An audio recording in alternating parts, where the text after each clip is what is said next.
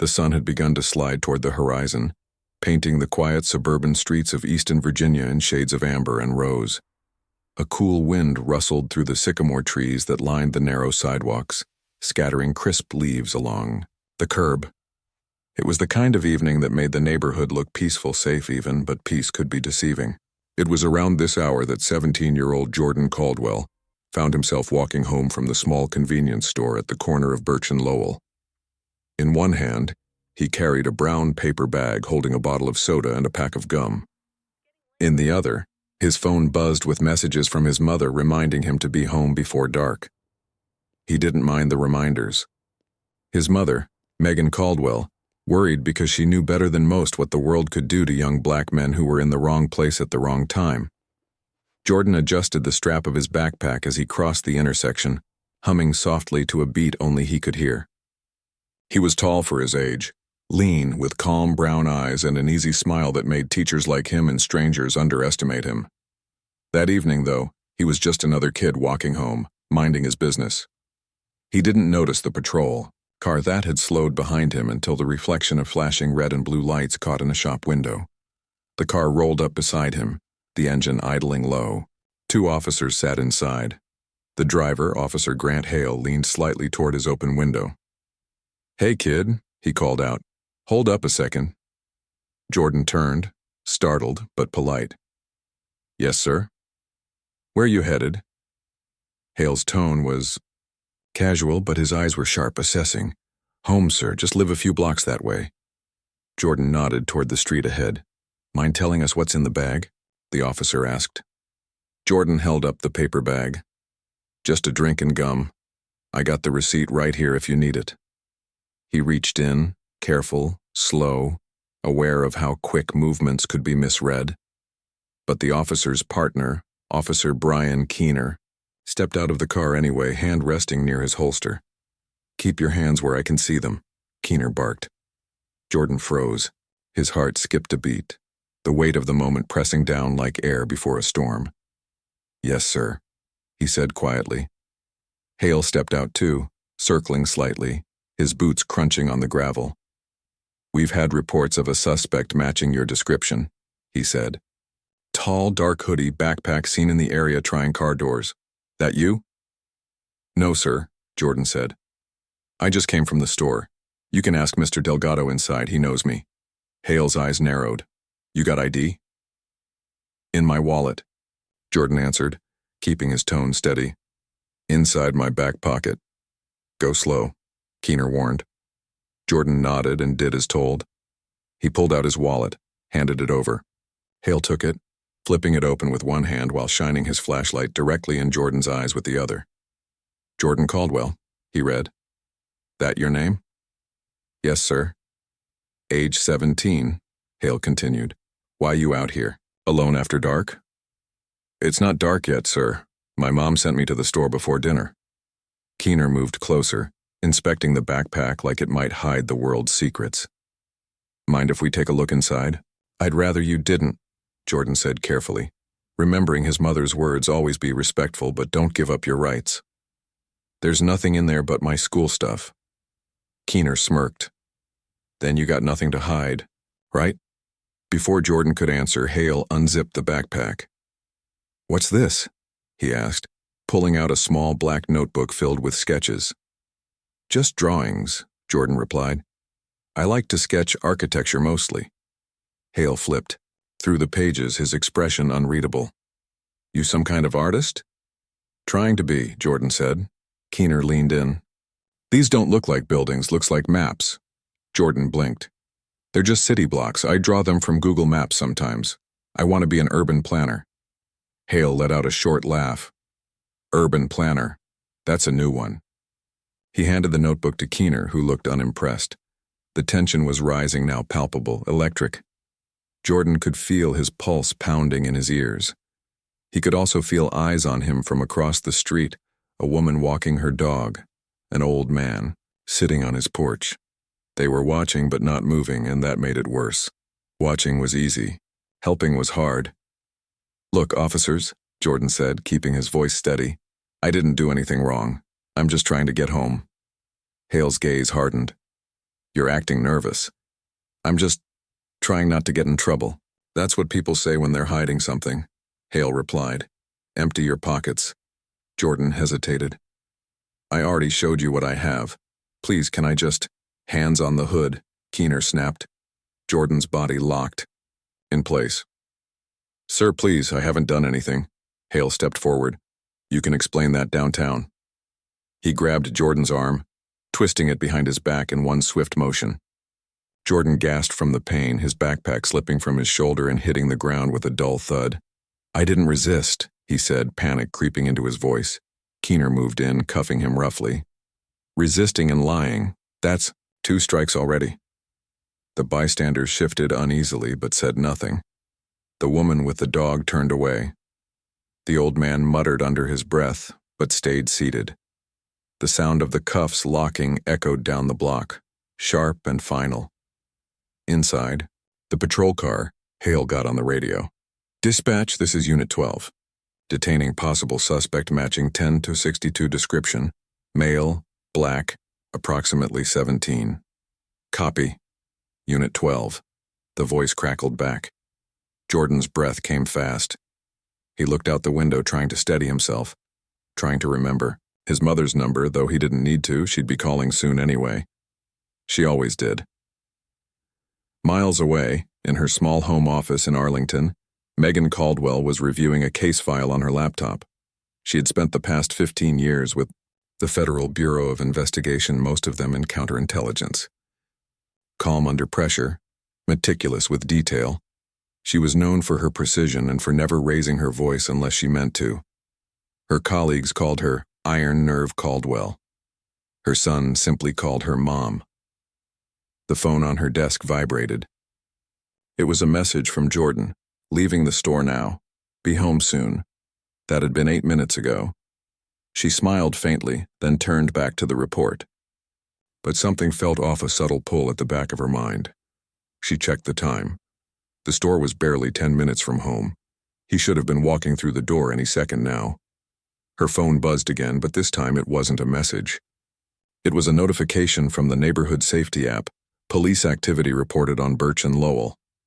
Her heart skipped a beat. That was Jordan's route home. Without thinking, she grabbed her keys and badge. Years of field instinct had taught her that hesitation cost lives or futures. Back on Birch Street, Hale and Keener were questioning Jordan near the hood of the patrol car. His wrists were still cuffed, his voice trembling but measured. Sir, can I please call my mom? Hale ignored him, flipping through his notebook again. You think you're smart, huh? Got all these sketches, walking around like you own the place. I didn't do anything wrong, Jordan repeated quietly. People like you always got excuses, Hale said. Tell me, that store clerk, he one of your friends? You think he'll cover for you when we check the tapes? Jordan looked at him, confusion giving way to disbelief. You can check the tapes, please. You'll see I paid for everything. Keener crossed his arms. You talk a lot for someone in cuffs. Jordan said nothing after that. Silence was safer. Minutes later, a black SUV turned onto Birch Street. It slowed near the flashing lights, and the driver's window rolled down. Megan Caldwell's eyes locked on the scene, the patrol car, the 2 officers, and her son standing, in handcuffs with fear written all over his face. She pulled over. Her breathing stayed steady, though her hands gripped the steering wheel tight enough to whiten her knuckles. She got out, flashed her badge briefly as she approached. Officers, she said, her voice calm, even professional. What seems to be the issue? Hale looked up, slightly irritated at the interruption. Ma'am, this is an active investigation. Please stay back. Megan's gaze flicked to her son, then back to Hale. That's my son, she said evenly. And I'd like to know why he's in handcuffs. Keener stepped forward. We had a report of suspicious activity. He matched the description. What description? Megan asked. Hale hesitated. Tall male, dark hoodie, backpack, seen near vehicles. That would fit half the high school football team, Megan said, her tone still measured but with a quiet steel underneath. Did you verify the report? Ma'am, Hale said, trying to reassert control. We're handling it. If you could just... Megan reached into her coat and flipped open her badge, the gold and blue seal catching. The fading light. Special Agent Megan Caldwell, FBI. I suggest you choose your next words carefully. The silence that followed was heavy. Keener blinked. Hale's jaw tightened, his confidence faltering for the first time that evening. Jordan exhaled, the relief washing over him slow and unsteady. "Mom," he whispered. Megan's eyes softened when they met his, but only for a second. Then they hardened again as she turned back to the officers. "Remove the cuffs." "Ma'am, with all due respect, we still have remove the key." "Cuffs," she repeated, her tone dropping an octave. Hale hesitated, then nodded reluctantly to Keener. The metal clicked open and Jordan rubbed his wrists, red from the restraint. Megan looked at both men, her voice low but cutting. "Did you read him his rights before detaining him?" "Not yet," Hale said defensively. "We were in the process. You detained a minor without probable cause and without reading him his rights," she said. "You realize the gravity of that, don't you?" Keener shifted, uneasy. "We were just following procedure." "No," Megan said, her voice sharp but controlled. "You were following assumption." For a long moment no one spoke. The air hung thick with tension. Then she turned to her son. "You okay?" Jordan nodded, though his eyes were glassy. "Yeah, just scared." "I know," she said quietly. "But you did everything right." She faced the officers again. "I want your badge numbers." Hale bristled. "You can file a complaint with the department." "Oh, I will," she said. "And not just with the department. I'll be forwarding this to the DOJ's Civil Rights Division." Hale's smirk faltered completely. Megan turned back to Jordan, placing a steady hand on his shoulder. "We're going home." They walked, away together, the SUV's engine humming softly as they drove off. Behind them, the two officers stood frozen, their authority suddenly fragile in the fading light. But as they turned the corner, Hale's expression hardened. He watched the SUV disappear and muttered under his breath. "She won't make this easy." Keener exhaled. "She's FBI, man." "I don't care who she is," Hale said. "She embarrassed us, and no one embarrasses me on my street." The wind carried his words into the quiet night, but they wouldn't fade easily. Somewhere deep inside, Megan Caldwell already knew this wasn't over. What had happened on that street was just the beginning of something far larger, something that would expose more than misconduct. It would expose a system built to protect itself at any cost. The next morning dawned gray, heavy with the kind of stillness that feels like a warning. The Caldwell home sat at the end of a quiet cul-de-sac in Arlington, its white siding glowing faintly under the early light. Inside, the air was calm but charged. Jordan sat at the kitchen table, his untouched breakfast growing cold, while Megan moved about the kitchen with mechanical precision, pouring coffee, opening files, closing them again without reading a word. Her mind wasn't on the coffee. It was on last night. Neither of them had slept much. Every time Jordan closed his eyes, he saw flashing lights and heard the echo of the cuffs snapping shut. Every time Megan blinked, she saw Hale's smirk, the look of a man who'd learned to lie without flinching. Jordan broke the silence first. "Mom?" Megan looked up from her cup. "Are they really in trouble?" he asked. His voice was quiet, uncertain. Megan sat down across from him. "They will be," she said, her tone steady. "But the process takes time. We'll file a complaint. There'll be an internal review." "Internal review?" Jordan repeated, frowning. "You mean the police investigate themselves?" "That's how it starts," she admitted. "But I'm not stopping there." He looked down, tracing the edge of his plate with one finger. "They're gonna say I did something wrong." "They can say whatever they want," Megan said firmly. "The difference is we have the truth, and I know how to make people listen." Jordan nodded, but the uncertainty in his eyes lingered. He had seen something in those officers' faces that his mother's words couldn't erase. It wasn't fear or guilt, it was entitlement, the kind that comes from knowing how the system bends to protect you. Before Megan could say more, her phone buzzed. The caller ID read, Special Agent in Charge, DC Field Office. She answered immediately. Caldwell. Megan, it's Director Pritchard, came the voice on the other end, clipped but cordial. I've been briefed about an incident last night involving your son. Megan's spine straightened. That's correct, sir. Local PD reached out this morning. Apparently there's some tension. They claim you identified yourself as an FBI agent during a detainment. I didn't claim it, she said. I showed my credentials.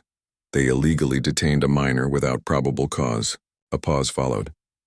I understand your frustration, Pritchard said, but we need to tread carefully here. The Bureau doesn't interfere with local law enforcement matters unless federal law is violated. With respect, sir, Megan said, her tone sharpening, they violated federal law the moment they unlawfully detained and physically restrained my son. Another pause. Megan, he said quietly, you know how this works. File your complaint through proper channels. Don't engage further. Understood, she replied, though the word carried no conviction. When she hung up, she sat still, for a long moment. Jordan watched her carefully. What did they say? That they'll handle it, she said, her voice flat. He looked down again. You don't believe them? No, she said softly. I don't. Later that afternoon, Megan filed the official complaint, attaching a written statement, timestamps, and her professional report, precise, factual, airtight. She sent copies to the police department's internal affairs unit, the DOJ's Civil Rights Division, and a private attorney she trusted. Then she waited. For 2 days, nothing happened. No calls, no acknowledgement. Then, on the third morning, her doorbell rang. Through the frosted glass of the front door, Megan saw 2 uniforms. She felt the shift in her pulse before she even opened. When she did, she found Officer Grant Hale standing on her porch, his partner Keener beside him. They both wore polite smiles that didn't reach their eyes. Agent Caldwell, Hale said, his voice syrupy smooth. We wanted to follow up personally. There seems to be some confusion about the incident report. Megan didn't invite them in. There's no confusion. Your report is false. Ma'am, Hale said, we simply want to clarify a few details. Then contact my attorney, she said. Keener shifted his weight. No need to get lawyers involved. We can settle this like professionals. Megan crossed her arms. Professionalism would have been reading my son his rights before handcuffing him. Hale's jaw tightened, though his tone stayed even. You're upset. I get that, but I think we can avoid making this a bigger deal than it needs to be. Megan studied him for a long, silent moment. Is that a warning, Officer Hale? His smile flickered. Just trying to keep things civil. Then I suggest you leave my property before I stop being civil. For a moment, their eyes locked. It was the kind of stare that measures who's willing to blink first. Hale broke it, stepping back toward the patrol car. We'll be in. Touch, Agent Caldwell, he said, his tone now carrying the faint edge of threat. As the car pulled away, Megan stood on her porch until the sound of the engine faded. She knew intimidation when she saw it. She'd used it herself in interrogations controlled, deliberate pressure to test someone's resolve. This was the same tactic, only in reverse. But she wasn't the same as their usual targets. Inside, Jordan watched from the window. They came here? Yes, she said, to make sure we stay quiet. What are you going to do? Megan exhaled slowly. Exactly what they don't want me to.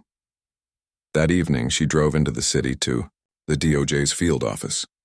Her colleague, Evan Moore, met her in the lobby. He was a sharp young attorney with a reputation for getting results others couldn't. You weren't kidding, he said, flipping through the case file she handed him. This report's full of holes. They didn't log the detainment until 40 minutes after the stop.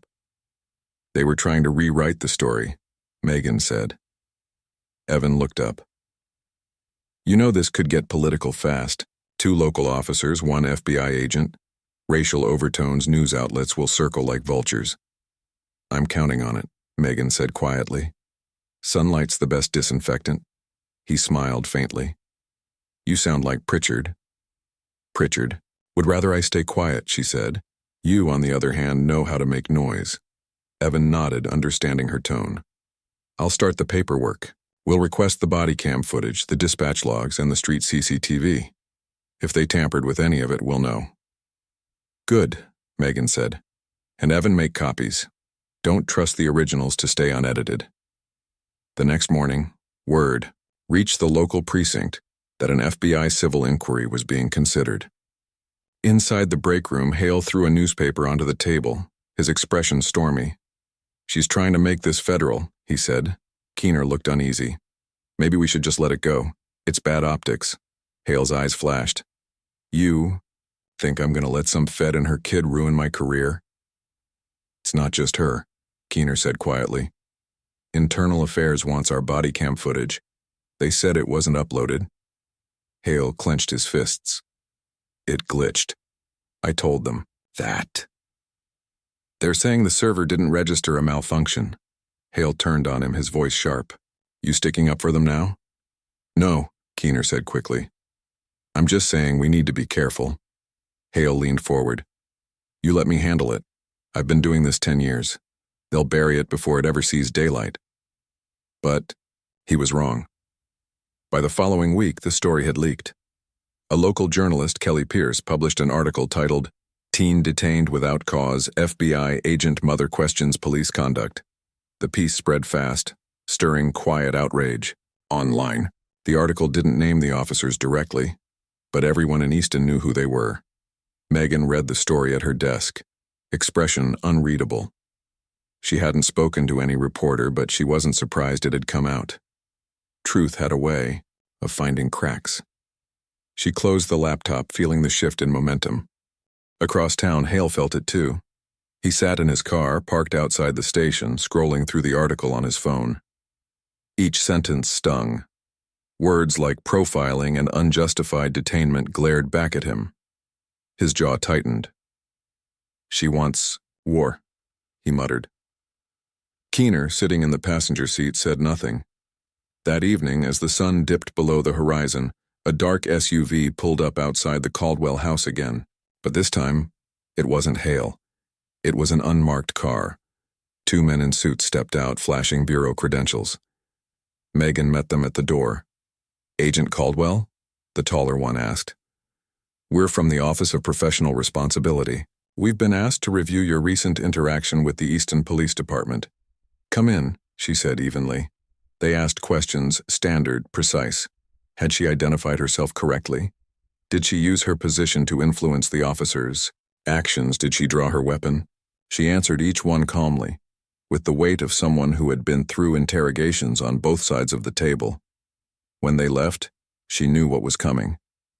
Retaliation didn't always arrive in the form of threats. Sometimes it came wrapped in procedure. The next day, she received an internal memo she was being placed on temporary administrative leave pending review for conduct unbecoming of a federal officer. She stared at the document for a long moment. Her pulse didn't quicken. Her expression didn't change. She folded the paper neatly, slid it into a file, and closed it. That evening, Jordan came home from school, his backpack slung low, his face pale. Mom, he said, people at school are talking. Some kids said their parents saw the video. What video? Megan asked sharply. He hesitated. It's on social media. Someone across the street filmed part of it. You can see me, getting cuffed. Megan's chest tightened. Show me. He opened his phone, and there it was, a shaky, grainy clip posted online. The caption read, Police detain teen without cause, mother arrives. Turns out she's FBI. The video had thousands of views. The comments were divided between outrage and denial. Mom, I didn't mean for this to happen, he said. You didn't do anything wrong, she said. But they'll try to make it look like you did. As night fell, Megan stood by the window, watching headlights pass along the street. Somewhere out there, Officer Hale was fuming, nursing his wounded pride. She could feel it. Pride and fear were dangerous when mixed. They made men reckless. And she was right. That same night, Hale sat in a bar 2 towns over, a drink untouched in front of him. A fellow officer from the county leaned in. "Heard your name come up in that DOJ inquiry. You all right?" Hale gave a bitter laugh. "She's making this personal." "It's already personal," the man said. "You cuffed her, kid." Hale's eyes narrowed. "She doesn't know who she's dealing with, but she did. Better than he could ever imagine." When he finally left the bar, he didn't notice the unmarked sedan parked across the street, headlights off. Inside, an agent watched him quietly, noting the time and place.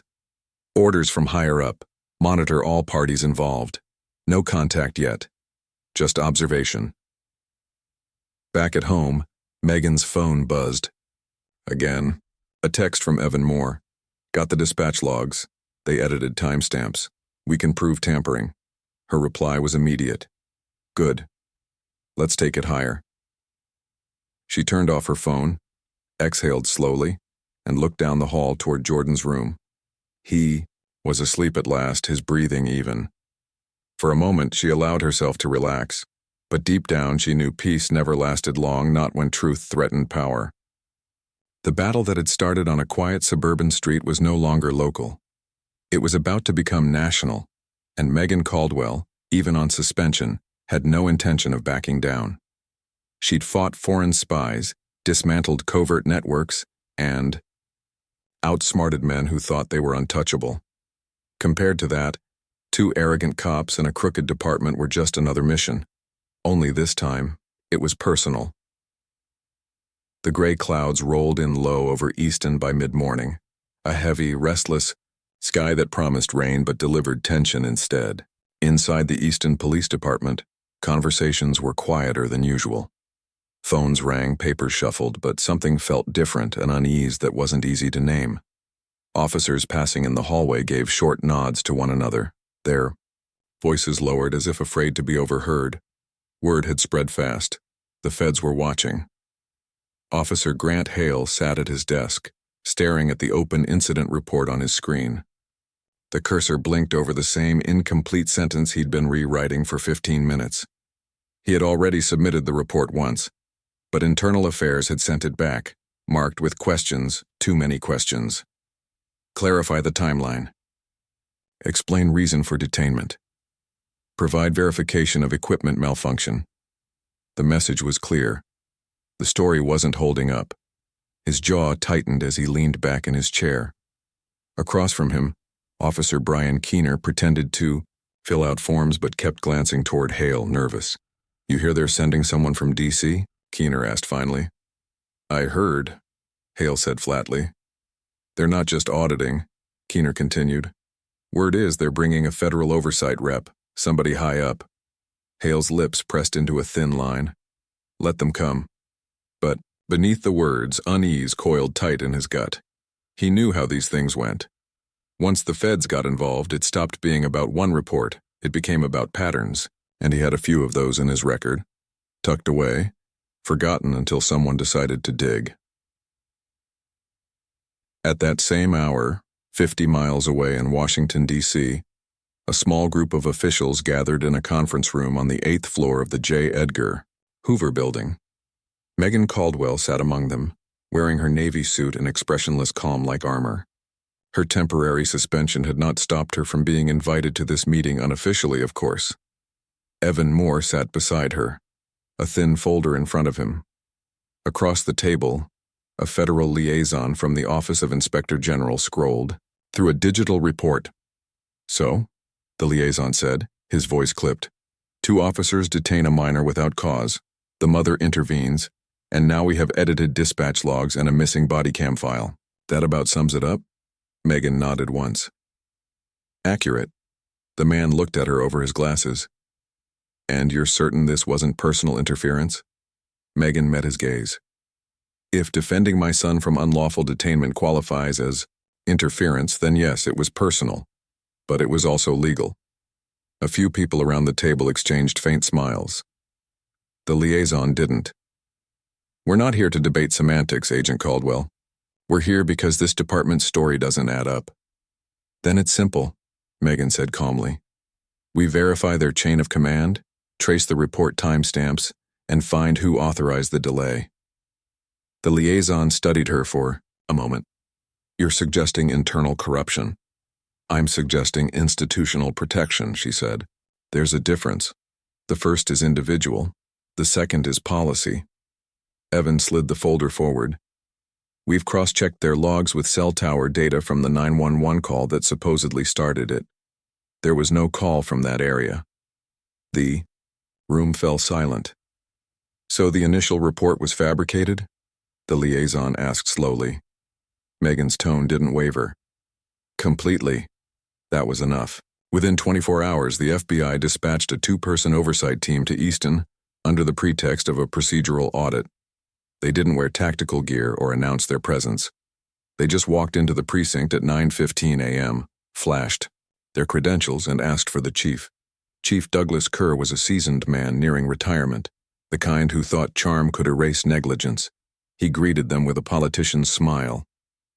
Always happy to cooperate with our federal partners. The taller of the two agents, a woman named Dana Ricks, wasn't smiling. We're not partners, Chief, she said. We're investigators. That wiped the grin clean off his face. Meanwhile, Hale and Keener watched from the hallway as the federal agents entered Kerr's office. Hale's pulse ticked faster. He leaned toward his partner. They're here because of her. Keener didn't reply. Across town, Megan sat in her home office, phone in hand, reading an email from an unknown address. The subject line read, "We saw what happened. You're not alone." Inside were no threats, no hostility, just scanned copies of documents from an anonymous source. They were internal memos, training complaints, disciplinary warnings, use of force evaluations. Officer Hale's name appeared more than once. She opened one file and read slowly, her pulse steady, but her breathing shallow. Complaint dismissed, due to insufficient evidence. The same phrase repeated across multiple years. It was a pattern. She sent the files to Evan with a single message. Verify authenticity. If real, it's systemic. Outside, the neighborhood looked peaceful again.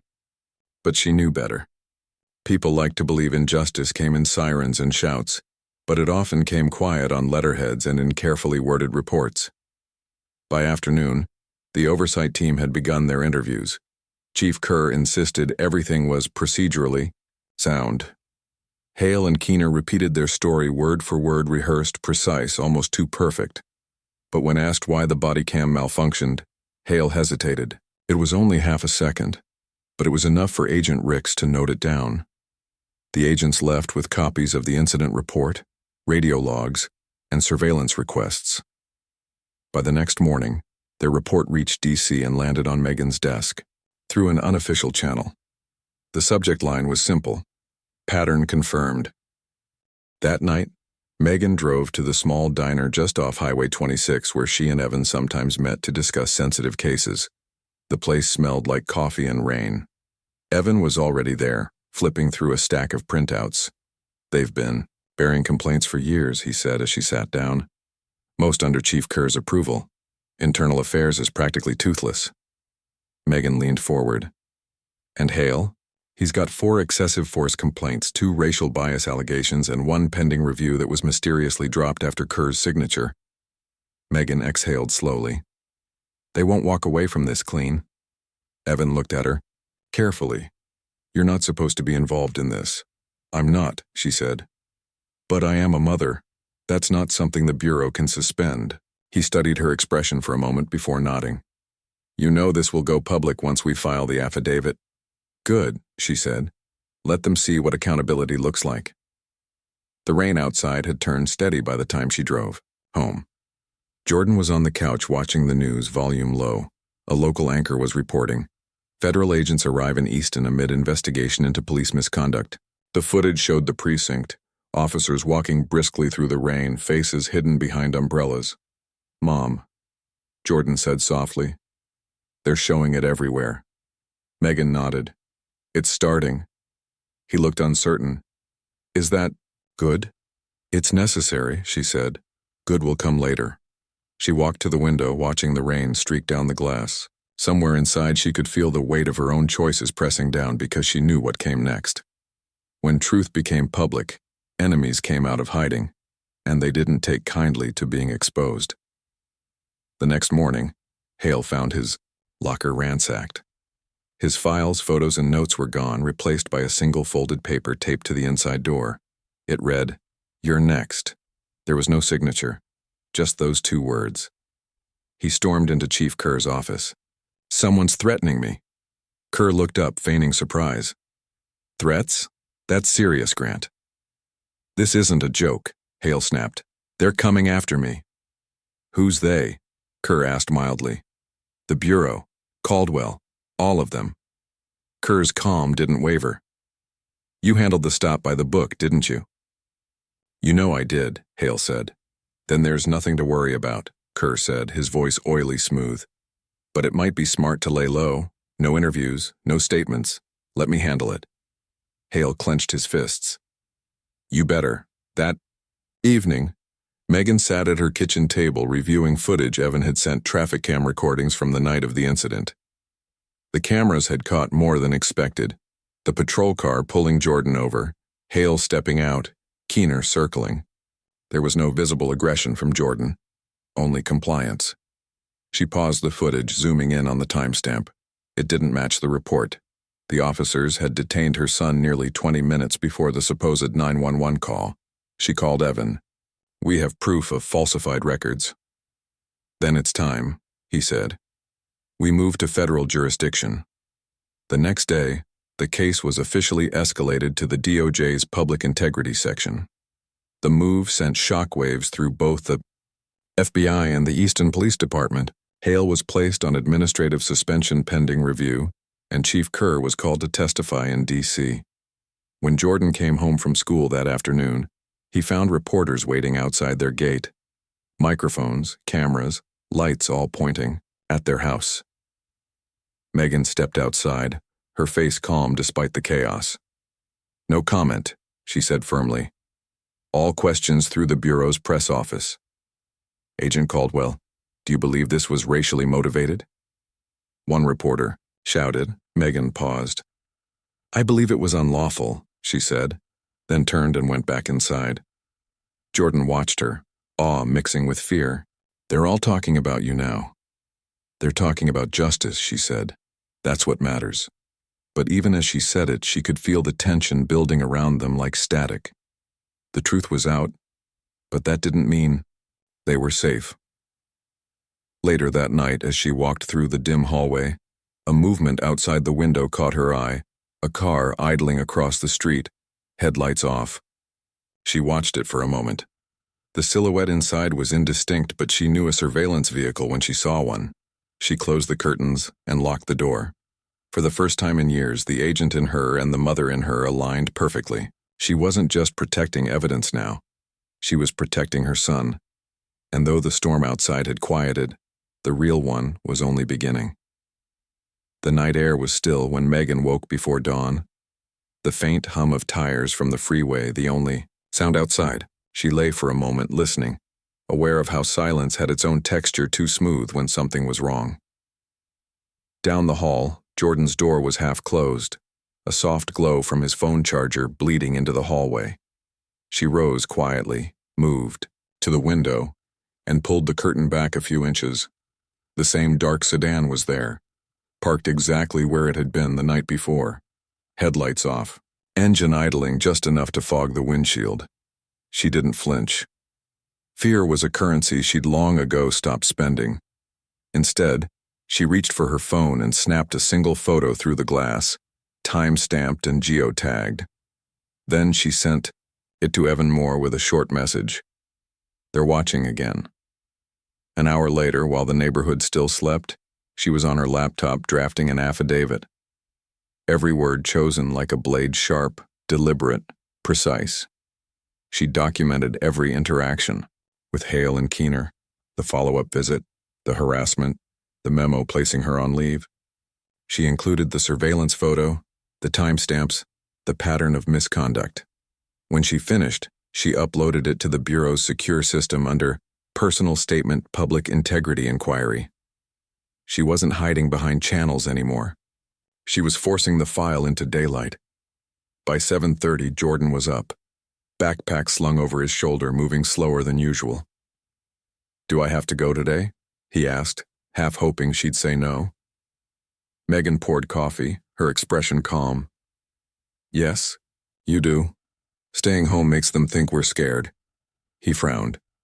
"People stare, Mom," teachers whisper. "I didn't ask for any of this." She looked up, her tone softening.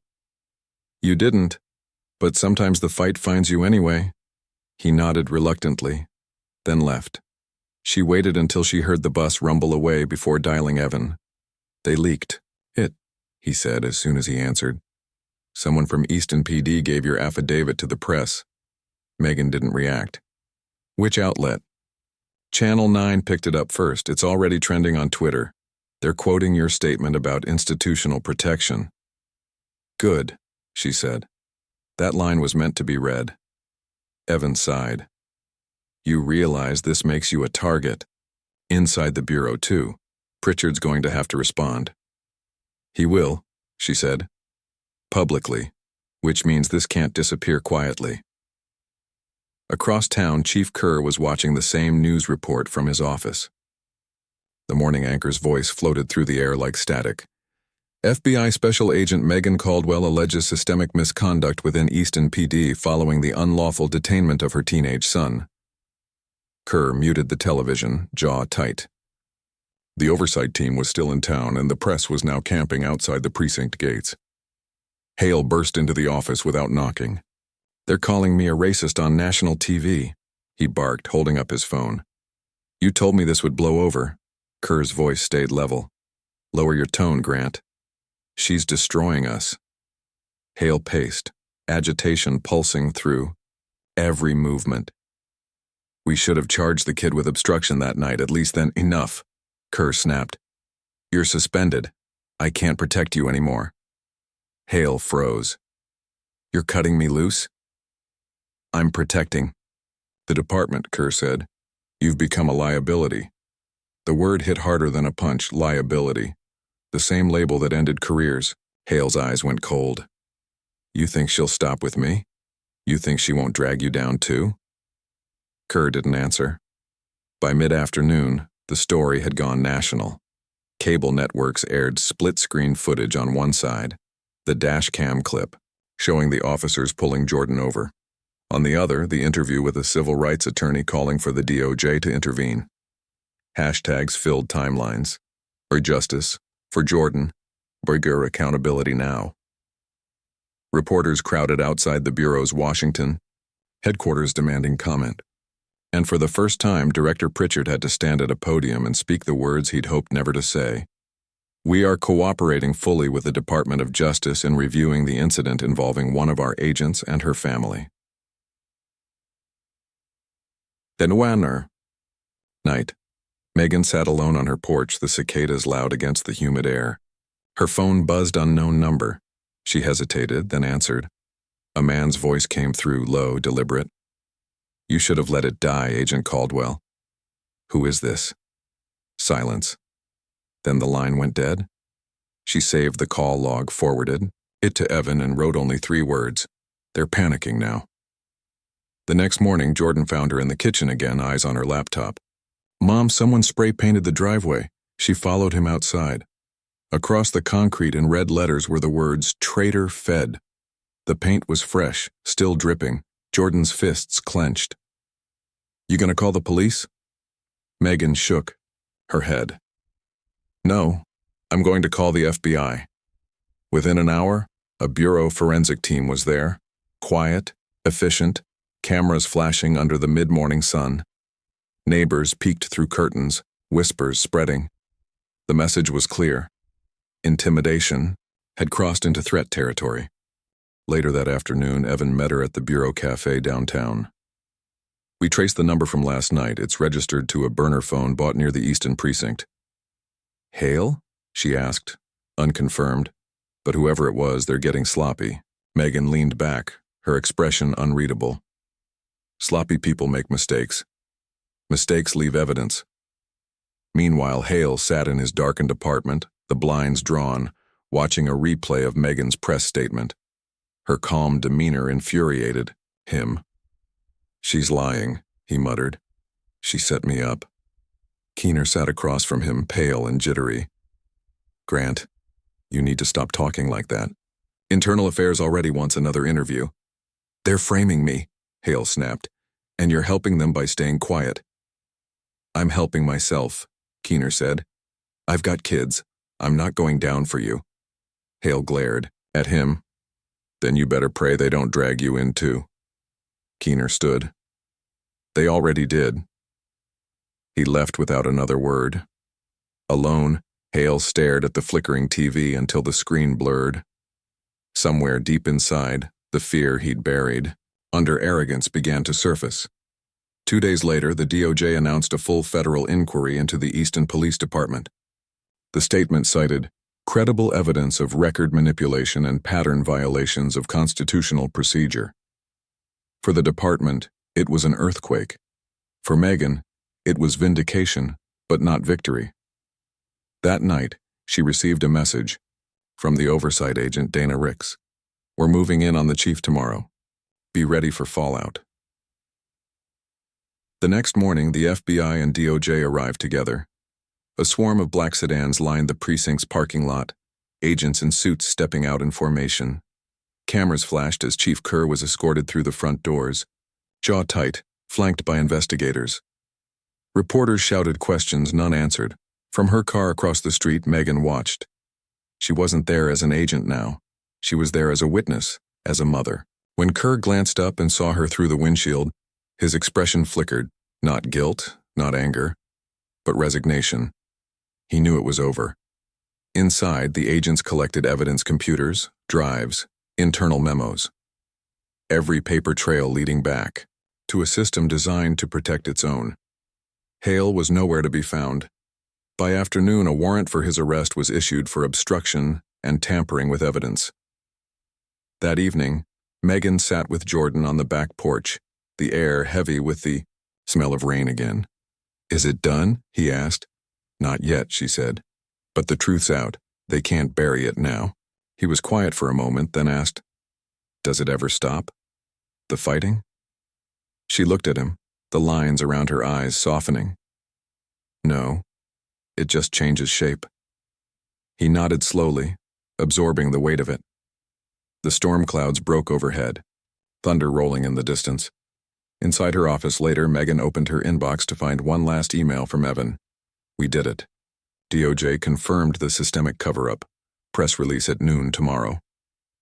She stared at the screen, the satisfaction tempered by exhaustion. Justice was never clean. It was built from paperwork and persistence, from sleepless nights and voices that refused to go quiet. She closed the laptop and stepped out into the rain. Across the street, the sedan was gone. For the first time in weeks, the road was empty. She tilted her face upward, letting the rain wash across her skin, the steady rhythm grounding her. She knew there were more fights ahead, new reports, new hearings, more layers of resistance. But tonight, at least, the silence felt honest. And somewhere, far from the cameras and the headlines, Officer Grant Hale drove down a deserted highway, headlights cutting through the darkness, his phone buzzing with a single notification, an arrest warrant in his name. He didn't stop driving. The rain had stopped sometime before dawn, leaving behind a city slick with reflections, wet asphalt gleaming like glass under the streetlights. Megan stood in her kitchen with her coffee cooling between her palms, watching the silent neighborhood through the window. Somewhere a dog barked once, then went quiet again. The calm felt staged, like a curtain hiding something dangerous just beyond. Her phone vibrated on the counter. Unknown number. She hesitated only long enough to hit record on her second phone before answering. "Agent Caldwell." The voice drawled, rough and familiar. "You're making enemies you don't want." Hale. "You think this is justice?" he said. "You humiliated me. You took my badge, my career, everything." "You did that yourself," she said. "I just turned on the lights." He laughed, softly, the sound brittle. "You think this ends in a courtroom? You don't know how small this town is. People take sides." Then choose yours carefully, she said, and hung up. She saved the audio file immediately and sent it to Evan. With a single line, direct threat, voice confirmed. Her hands were steady, but her pulse wasn't. She'd spent years in counterintelligence learning to manage adrenaline. Now it sat in her throat, hot and quiet. Across town, Grant Hale sat in his pickup outside a shuttered strip mall, hands gripping the steering wheel hard enough that his knuckles blanched. The past week had shredded what little was left of his control. The badge was gone. The news was relentless. He'd been served with notice of federal charges and an impending civil suit. His lawyer had stopped answering calls. In his mind, the entire world had conspired against him, and at the center of it was her. By mid-morning, reporters were camped outside the courthouse. Headlines cycled hourly. Suspended officer under federal investigation after threat against FBI agent. Hale watched. From a motel TV, fury simmering behind blank eyes. He had become what he always swore he wasn't the story. Back at the bureau, Megan sat in a small briefing room with Agent Dana Ricks and Evan Moore. The audio recording was playing over the speaker, Hale's voice echoing through the sterile space. Ricks folded her arms. That's enough for a restraining order and a warrant. We'll coordinate with local marshals. Evan leaned forward. We also found something else. Financial records from the department show Hale received off-book overtime payments. Looks like the chief was using them to keep him quiet. Megan nodded slowly. So Kerr wasn't just protecting him. He was paying him. Exactly. The DOJ's preparing a broader corruption case. Megan exhaled. Then we stay ahead of it. He's desperate, and desperate men make mistakes. At that moment, her phone buzzed again, a text from Jordan's school. Emergency lockdown drill in progress. She frowned. Lockdowns happened, but they were usually scheduled. Seconds later, another message from Jordan came through, shaky and full of typos. Mom, they said there's a suspicious vehicle outside. Every muscle in her body went rigid. She was out of her chair before the message finished sending. He's at Lincoln High, she said to Ricks. They're in lockdown. Ricks was already moving. We'll send units. Megan's instincts overrode protocol. No time. She grabbed her jacket and keys. Evan called after her. You're suspended, Megan, you can't just... But the door was already closing behind her. Traffic blurred past as she drove, weaving. Between cars, her siren light clipped to the dashboard. Every mile closed the distance between discipline and fear. She had faced armed suspects before, but nothing compared to this, the thought of danger aimed at her child. At Lincoln High, police cruisers had formed a perimeter. She flashed her credentials, ignoring the sideways looks from local officers. Inside, students sat huddled under fluorescent lights. An administrator recognized her immediately. Agent Caldwell, your son's fine. He's in the gym with the others. She nodded once, forcing herself to stay composed. What triggered the lockdown? Anonymous call. Said a man in a pickup was parked across from the school taking pictures. Her pulse spiked. What make? The principal hesitated. Red, Ford, older model. Hale's truck. Outside, officers were already converging on the parking lot. By the time Megan reached the curb, the truck was gone, just a patch of oil where it had idled. But she knew he'd been there. She could feel it, like a ghost brushing the edge of her awareness. That night, federal marshals issued a restraining order. Hale ignored it. He switched burner phones, changed motels, and stayed 2 steps ahead. The investigation expanded. The local news turned the story into a spectacle. Commentators debated race, authority, accountability.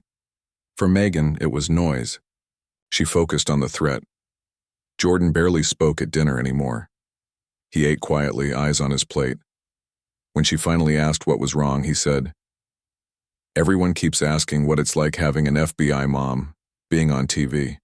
But no one asks if I'm okay. She reached across the table, resting her hand over his. You are more than what happened to you. Don't let them rewrite you into their story.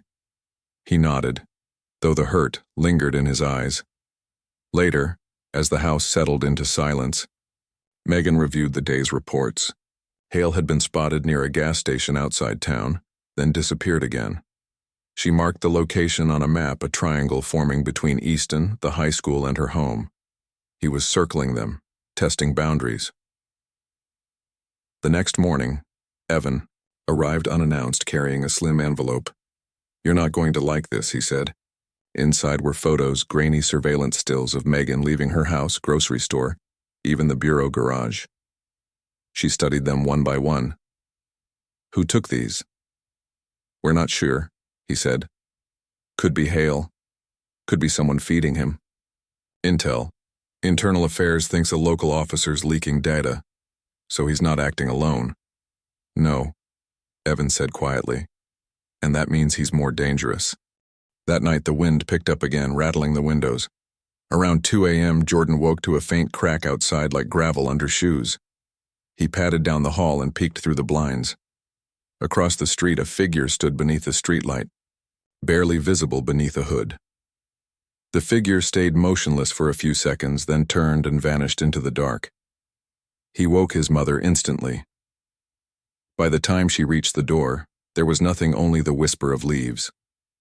But she saw what he saw: a folded piece of paper stuck under the windshield wiper of her SUV.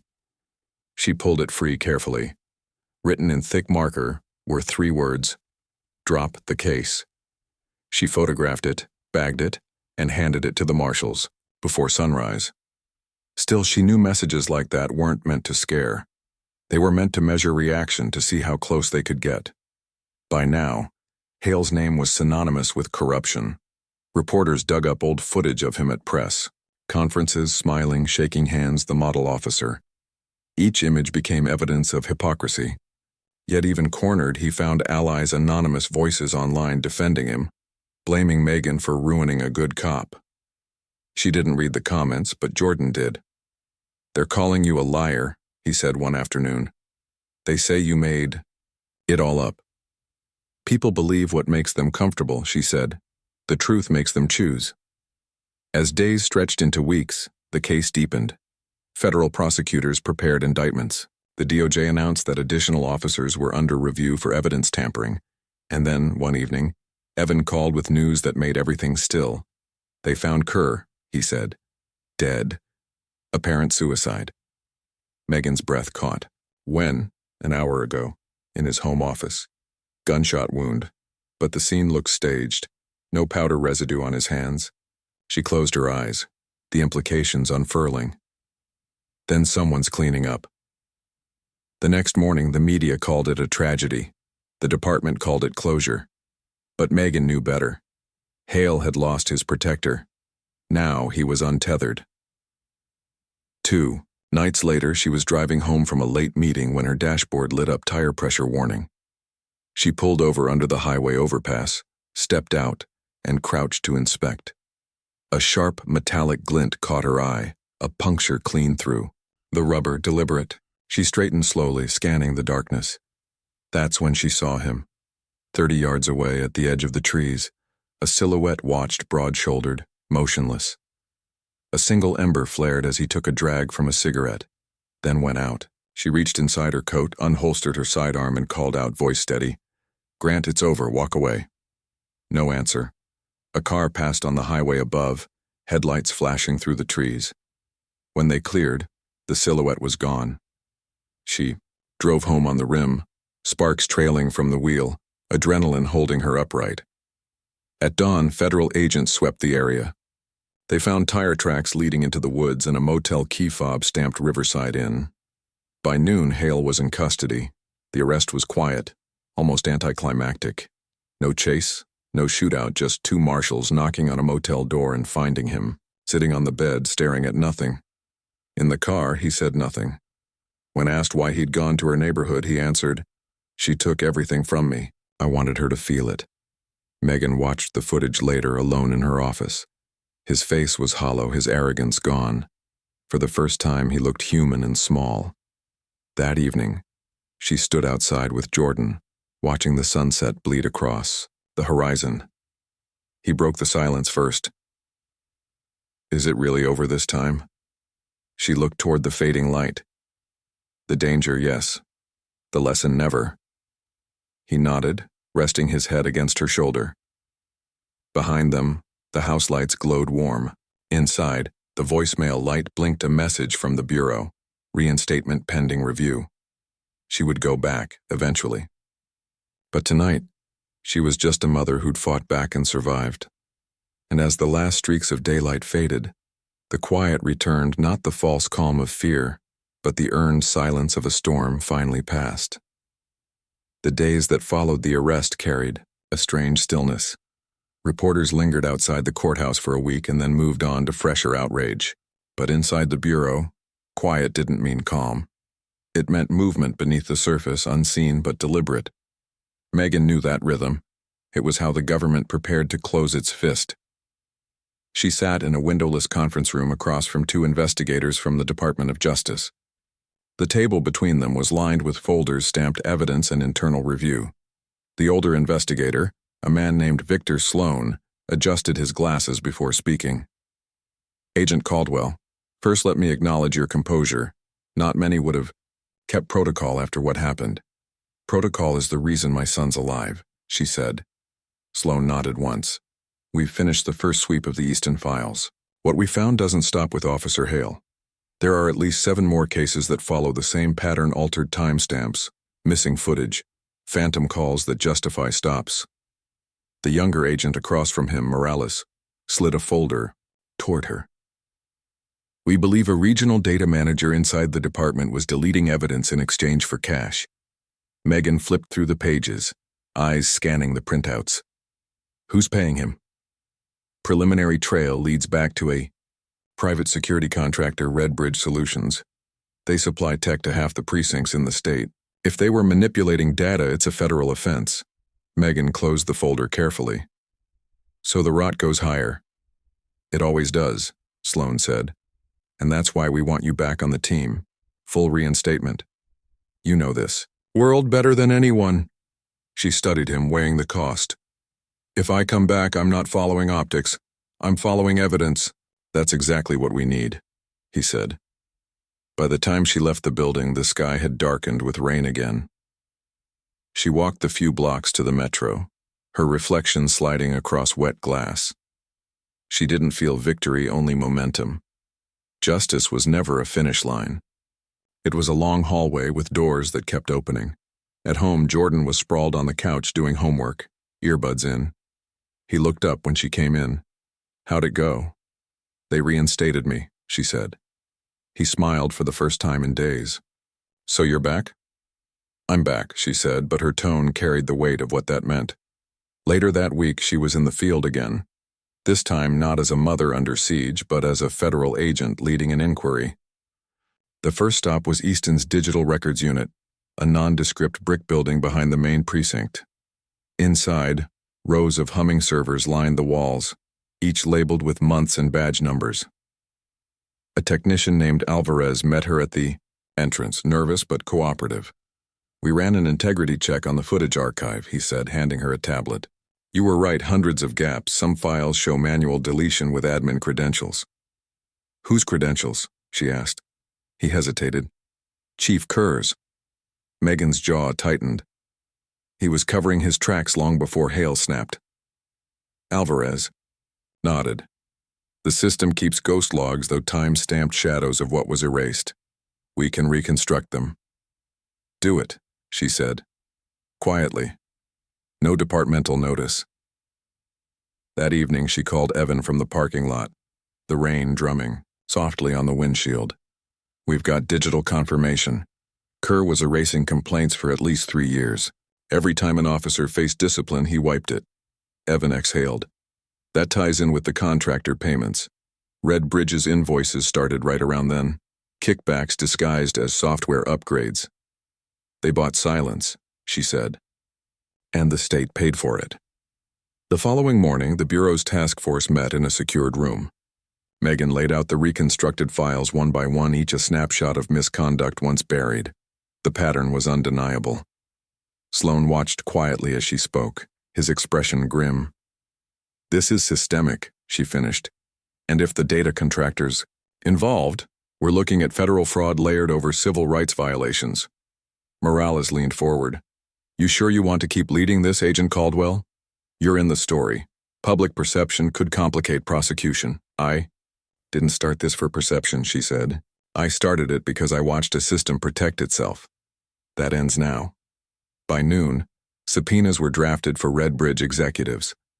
Within 48 hours, the company's regional office was raided. Servers were seized, emails collected.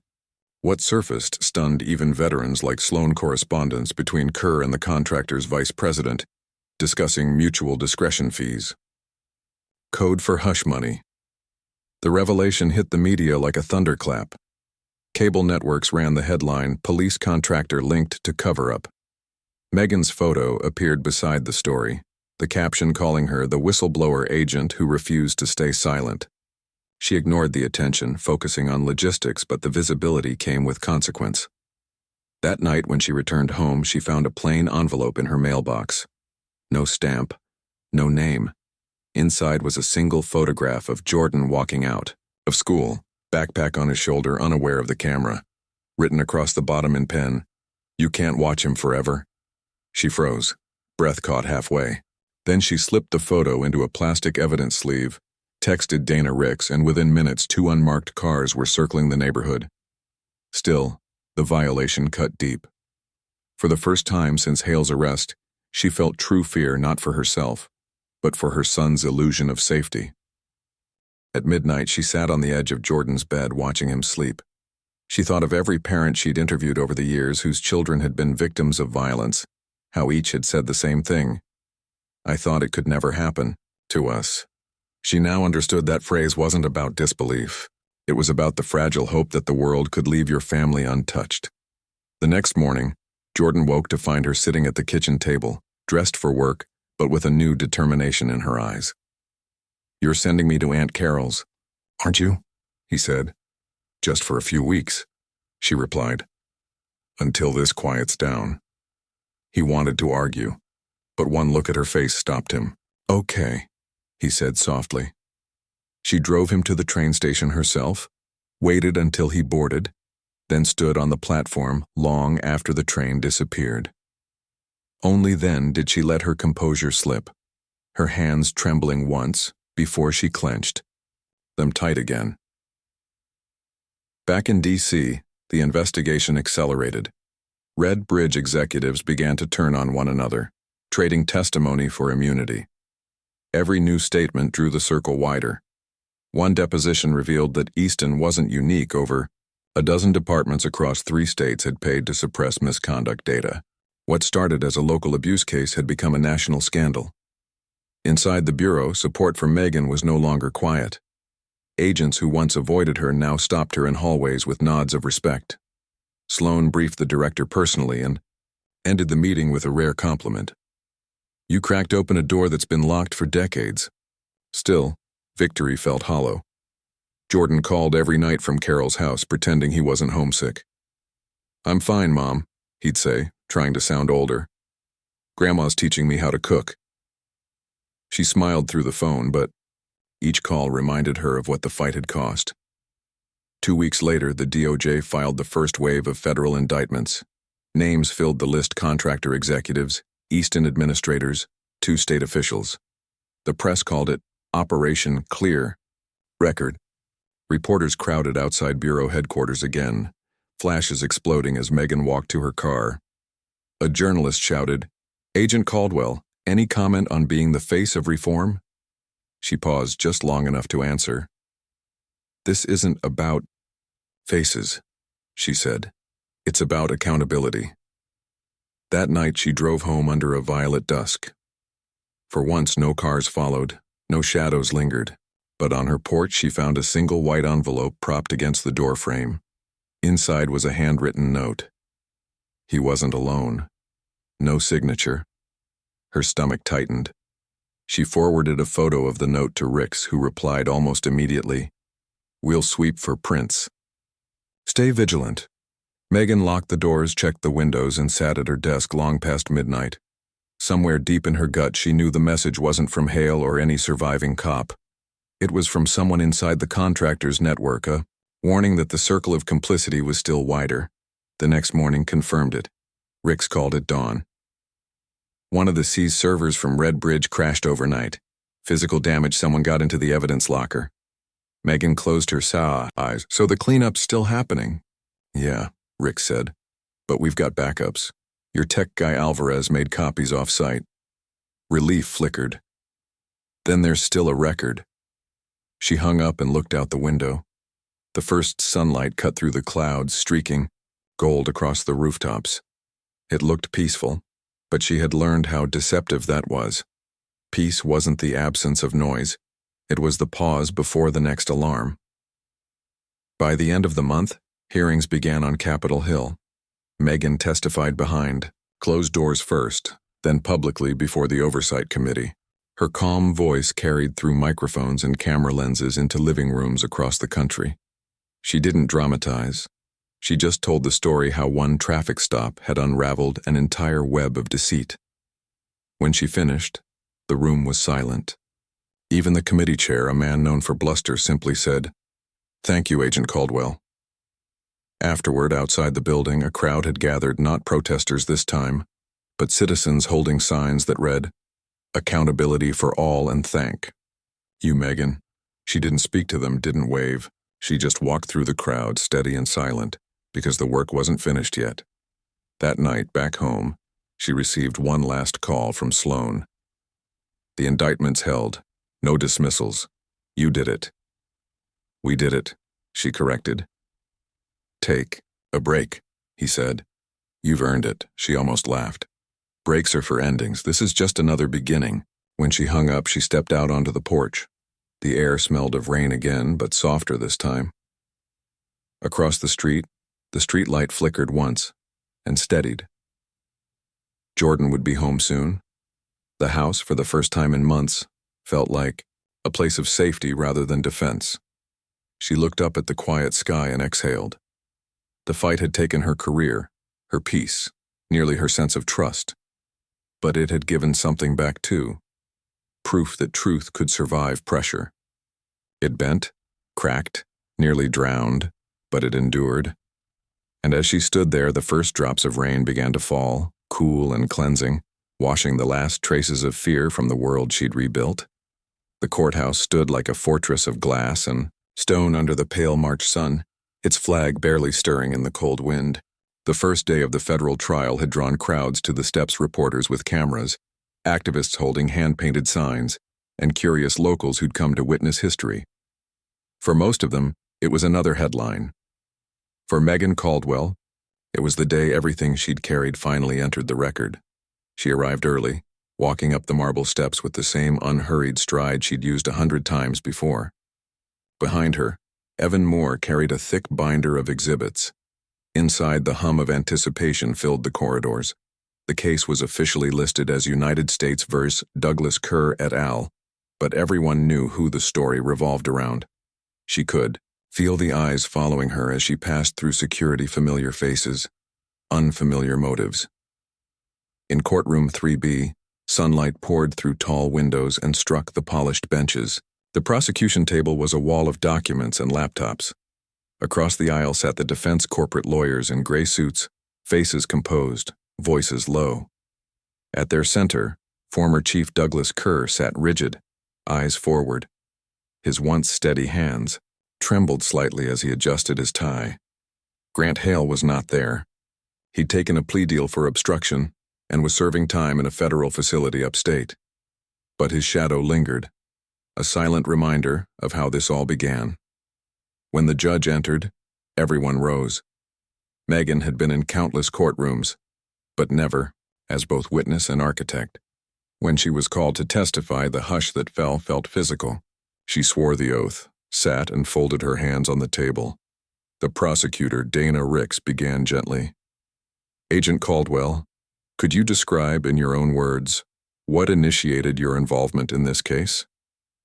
Megan met her gaze. "It began with an unlawful detainment of my son by 2 officers under Chief Kerr's command. What should have been a routine stop turned into an assault on his rights. When I sought accountability, the department responded by falsifying reports and threatening retaliation. The jurors listened intently, expressions tight. Ricks guided her through the chronology, each step from that night on Birch Street to the discovery of deleted data and the contractor kickbacks. With every answer, documents were projected on the screen, emails, bank transfers, altered timestamps. Evidence that didn't need dramatization, it spoke for itself. After nearly 2 hours, Ricks nodded. "No further questions, Your Honor." The defense attorney, a man named Elliot Rains, stood. His tone was courteous, but his eyes were sharp. "Agent Caldwell," he began, "you've had an exemplary career with the Bureau, correct?" "I have," she said. "Decorated for service, commendations for field work. You're no stranger to pressure?" "No." "So when your son was detained, is it possible your professional background influenced how you perceived the officer's actions? That perhaps you overinterpreted routine procedure as aggression?" Megan's expression didn't change.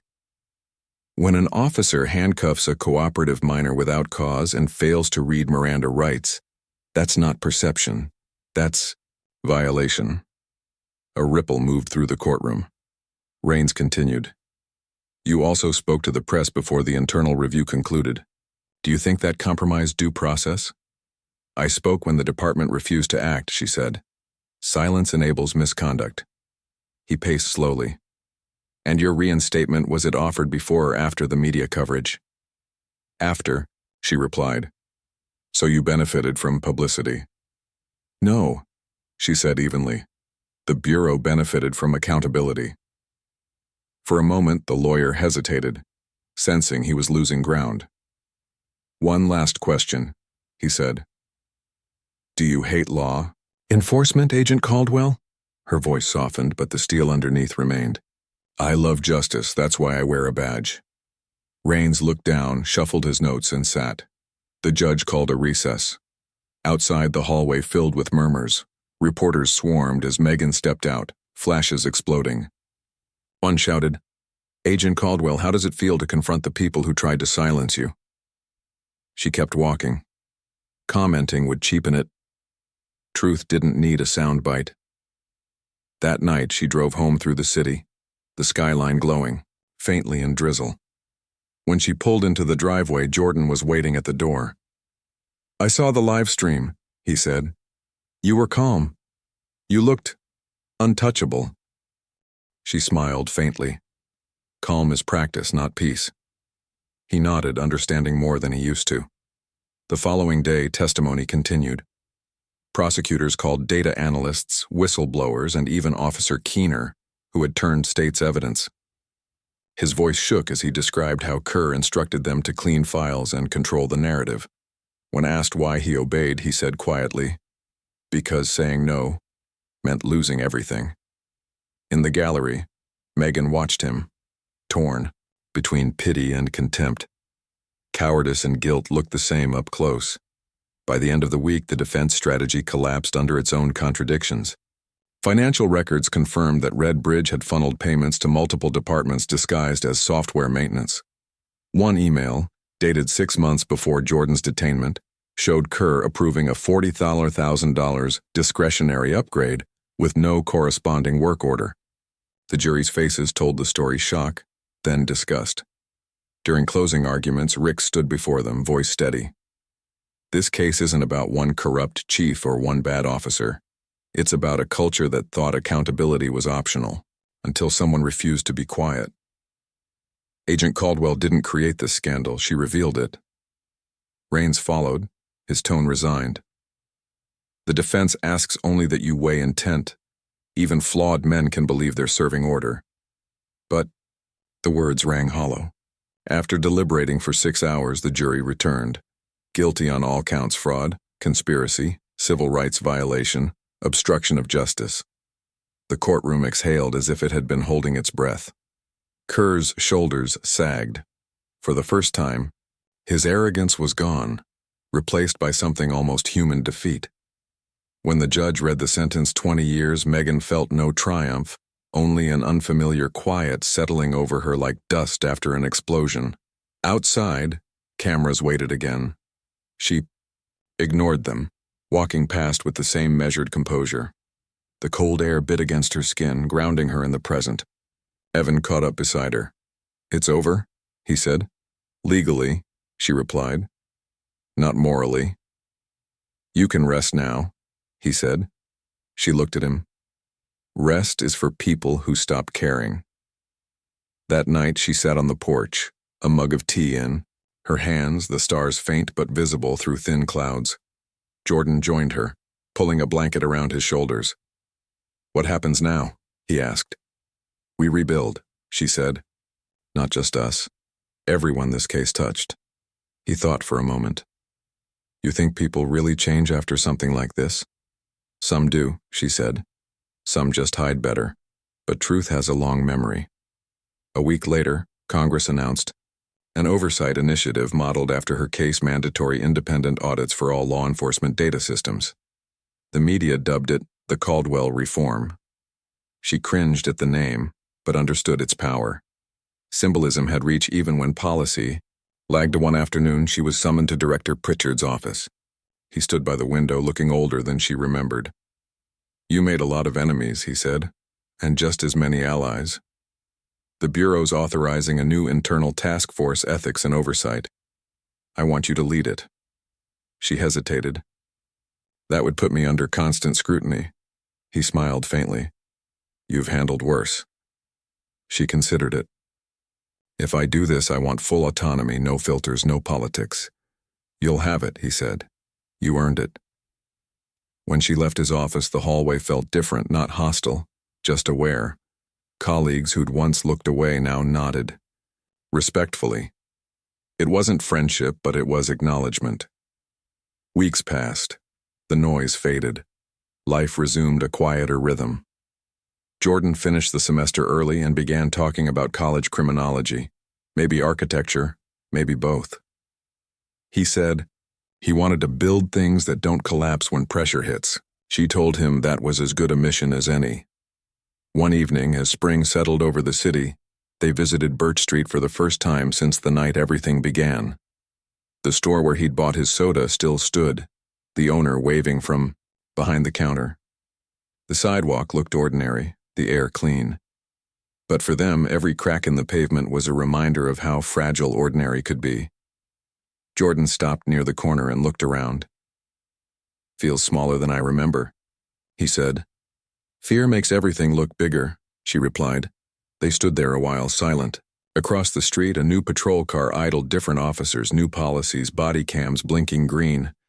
Change, visible and imperfect, but real. As they turned to leave, Jordan asked, "Do you ever wish it hadn't happened?" Megan thought about it. "Every day," she said. "But wishing doesn't build anything. Doing does." That night back home, she sat at her desk writing her final report for the task force. The last line read simply, "Justice is not an event, it's maintenance." She saved the file, closed the laptop, and looked out at the quiet street. The wind moved softly through the trees. For the first time in a long while, the silence didn't feel like waiting. It felt like peace. The headlines faded faster than Megan expected. A month after the verdict, another scandal took over the networks. Another trial swallowed the air. The world always moved on. But inside the Bureau, ripples still spread. There were whispers of new audits, departments bracing for what would come next, contractors renegotiating to distance themselves from Red Bridge. On paper, reform was underway. In practice, the old habits clung like humidity unseen, heavy, hard to shake. Megan noticed it first in the way people paused when she entered a room. Respect mixed with unease. She had become a symbol, and symbols unsettled institutions. Every meeting felt staged, every compliment rehearsed. Her badge still carried weight, but now it came with a shadow. She spent long hours in her new office at headquarters, walls bare except for one photo of Jordan in his graduation gown. The work was relentless: audits, reports, interviews with field agents across the country. Each file told a variation of the same story.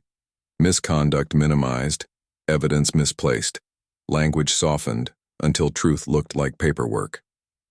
She marked, each with red ink, her handwriting neat but merciless. Late one evening, while she was reviewing a regional report from Texas, Her phone buzzed. It was Evan. "You still at the office?" "Where else?" she said, rubbing her eyes. "Something's wrong with the contractor records," he said. "The DOJ database we uploaded after the trial, half of it's missing. Backups, too." Megan straightened. "How long?" "Best guess, 48 hours. It looks internal. Someone with clearance wiped entire directories." She closed the file in front of her, pulse slow but cold. "Send me the access logs." By midnight, she was in the Bureau's cyber unit, standing beside a young analyst who traced digital footprints across glowing monitors. "Here," the analyst said, pointing. "Deletion originated from an encrypted terminal. Credentials tied to a senior admin. Guess who?" Megan read the name on the screen. Victor Sloan. For a moment, she didn't move. Sloan, the man who'd recruited her back onto the case, who'd praised her work before Congress. "Are we sure?" she asked quietly. "Positive," the analyst said. "He masked it under a system update. Classic insider wipe." She left without another word. Outside, the night smelled of rain again. She drove aimlessly for a while, through the near-empty streets of D.C., headlights gliding over slick asphalt. Betrayal was an old acquaintance in her line of work, but this one stung. She'd believed Sloane's conviction was real. Now she wondered if she'd been walking through another layer of illusion. The next morning, she confronted him. His office overlooked the Potomac, all glass and confidence. He greeted her with his usual practiced calm. "Megan, you look tired. Sit down." "I'll stand," she said. "You deleted the DOJ archives." He didn't flinch. "That's a serious accusation. It's also a verified one. Your credentials, your timestamp." He sighed as if disappointed in a student. "Those files were duplicates. Classified redundancy creates risk." "They were evidence," she said. "You buried a crime." He rose slowly from behind his desk. "You don't understand the scale, Caldwell. If those documents stayed public, every city using those systems would be open to lawsuits. Chaos. Sometimes justice needs discretion." Her voice stayed low. "That's the same language Kerr used." He stepped closer, lowering his tone. "Don't make this adversarial. You're respected. You could have a future here, lead oversight, shape reform. But you need to stop chasing ghosts." She met his eyes. "I don't chase ghosts. I dig them up." For a long second, neither moved. Then she turned and left. By afternoon, she had filed a confidential complaint to the Inspector General's office, attaching the access logs. She didn't trust the system anymore, but she trusted process. It left trails. Still, she knew Sloane's reach was long. That night, as she walked to her car in the underground garage, she noticed another vehicle start 2 rows behind her, headlights flickering once, then following at a distance. She kept walking, keys tight in her hand, heart steady. At the exit ramp, she veered suddenly into a security lane, flashing her badge. The car behind her slowed, hesitated, then backed away into shadow. She didn't see the plates, but the message was clear: back off. The following days blurred into a quiet Cold War, emails unanswered, calls redirected. Sloane moved carefully, pulling her authority away piece by piece, assignments reassigned, meetings rescheduled without notice. She documented everything, each erasure, each obstruction. She had learned that power didn't vanish in one dramatic collapse. It eroded through small edits. Meanwhile, Jordan began college in Richmond. Their calls were short, often interrupted by his new life classes, friends, normalcy. She tried to sound light when he talked about campus food and late-night study groups, but part of her was still braced for danger. When he asked if she was happy, she said yes, because it was easier than explaining that happiness now felt like something borrowed. One afternoon, she received a package at the office. No return address, just a brown envelope. Inside was a flash drive. When she plugged it in, a single folder appeared, labeled Bridge Reborn. Inside were emails, recent ones from Red Bridge executives corresponding with unnamed bureau officials about future partnerships. Her stomach sank. The company that had been dismantled publicly was quietly being recontracted under a new name. That evening she met Evan at a diner near Union Station, the same booth they'd used months before. She slid the drive across the table. "It's starting again," she said. He read the file names, face tightening. "How's this even possible? They were blacklisted." "Money," she said. "Politics. People forget fast." "What are you going to do?" "Not let them rewrite the ending." Over the next week, she pieced together the trail shell corporations, consulting agreements, new software with familiar code. Every thread pointed back to the same boardroom players.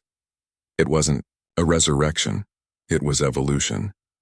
She drafted a report, this one not for internal channels. Instead, she encrypted it and sent copies to 3 journalists who had covered the trial. The message attached was short: "Check who's funding Red Bridge's successor." Within days, the story broke. Whistleblower reveals secret relicensing of corrupt contractor.